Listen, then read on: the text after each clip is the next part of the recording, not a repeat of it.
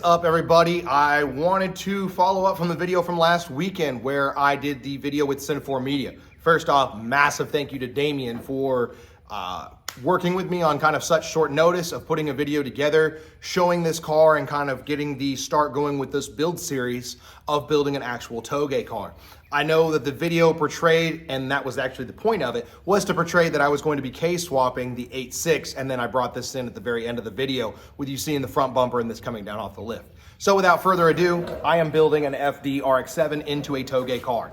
Last year, when I did TougeCon in the S13, I had an absolute blast. The event itself is phenomenal. The curators and organizers of it do a fantastic job. Caleb, Mark, Sasha, Jacob, they all do such an amazing job working together to really pull in that JDM culture and that Touge culture to produce an absolutely incredible event. And I had so much fun last year that when I left, my immediate reaction was, I need to build a second car. I don't know what, but something's got to be for grip because I want to have fun. The S13, while yes, it's fun in the hills, it's a welded diff and it's got YSFAB. It's not exactly the best thing for ripping around corners unless you're going to be sliding it. So I decided let's build a second chassis. Following months of looking for Datsuns, of thinking about, man, maybe I should do like a KA turbo Datsun 620 pickup truck, or maybe I should find an 8.6. You know, just several different things popped up in my head of what I could possibly build, maybe even building another S chassis like I talked about in that video, and I decided, let's just hold off and see what I find. This fell into my lap, so yeah, I'm going to K24 swap the FD RX-7. It will be technically a mid-engine, and I will cover that in just a second of how that's possible.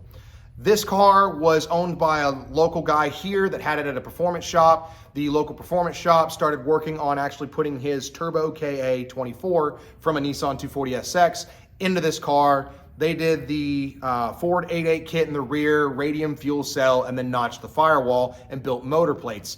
The owner of the car decided he wanted to go more with a street car where he had interior and could possibly do air conditioning again. So a little wheeling and dealing, now he has a chassis that he's happy with, and I have this. So I've got to source some interior pieces, but I've got a really cool platform for building a great Touge car. The firewall already being notched, I'm gonna have to change some stuff up on it to better suit the K series, but after, sorry, English isn't working. After building the motor mounts with Olaf from Ardent Fabrication for this, and using the FabBot motor mount plates that would allow us to build the perfect motor mount setup for this car, I was able to get this engine so far back that it actually put the crank snout behind the front axle line. So if you look at what technically is a mid-engine, it's between the axle lines is where the motor needs to lay. So with this engine being that far back in the front of this car, it actually makes it a mid-engine K24 swapped FD, which to my knowledge is going to be the first one. There are several FDs that have been K-swapped, but I don't think any of them have actually been able to classify as a mid-engine, so this will be the first. I'm using a PMC adapter kit with a CDO transmission. I will be running an Autosports Engineering top loader shifter setup that actually takes place of the service plate on top of the CDO transmission, and it actually puts it right in the middle of the shifter hole in the tunnel of this FD. These bumpers that I picked up is actually a Weber Sport rear and then a C West front. That was a right-hand drive car that I found in Dallas that was getting rid of his bumpers, made a deal and picked them up. I really liked the look of them. It kind of gives that late 90s, early 2000s, almost GT kind of cup car, circuit car vibes to it. So I went with the GT80 fenders that are the half cut, and then I'll do the appropriate rears along with side skirts to kind of give it that almost circuit car kind of vibes. It will run a large spoiler. In fact, it'll actually be bigger than the 70-inch that's on the 240. I'm gonna run a Battle Arrow 74-inch, and then to kind of challenge myself with some engineering and development, I'm going to actually make this active aero. So I've already got a motor set up in my mind on how I'm gonna do it. I'll have to develop the linkage and brackets and whatnot, but using a potentiometer on the brake pedal will allow it to kick the actuators up and use the rear wing as an air brake also in this car. Just something kind of fun that I decided I wanted to challenge myself with and developing with this car. It's gonna need love. It's gonna take some time, but I thought, why not? Let's go ahead and build a really rowdy, fun car. I'm looking to get somewhere around 400, 450 horsepower. I don't wanna build an overly powerful car where it's just too gnarly in the hills. I want it to be controllable and fun and nimble. I want it to be extremely responsive. So I'm using a small Turbonetics turbo, the Skunk 2 Ultra Series Black intake manifold, and then I'm gonna, of course, source out what injectors and what turbo manifold I'm going to use. This car will be decorated from front to back in Vibrant Performance products. After talking with Vibrant Performance last week, you know, they've worked with me with the sponsorship on the S13, and I have been absolutely humbled and grateful for that opportunity.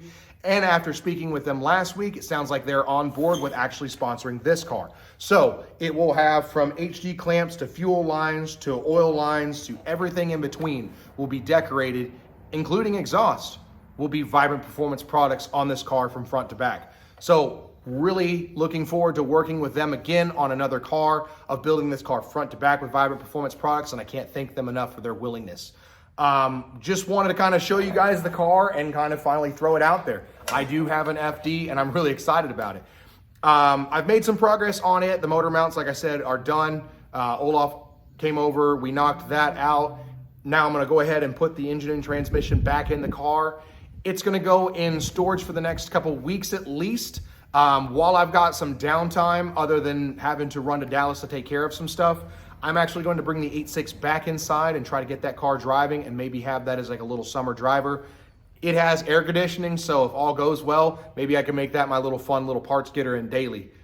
Anyways, just wanted to show you guys the update on this and show you guys what I'm actually building.